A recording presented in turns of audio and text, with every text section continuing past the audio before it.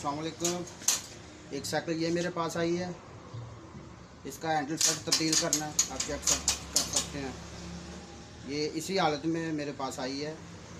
इसका handle set change करना है।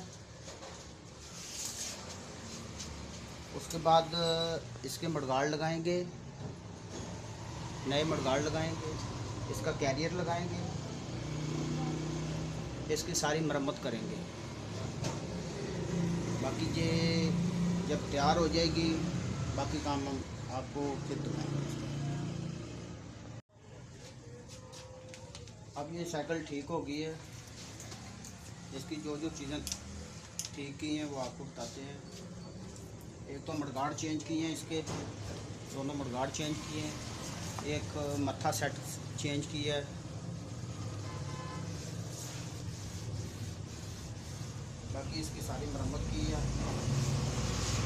गियर भी ठीक हो गए, इसकी चेक कर सकते हैं।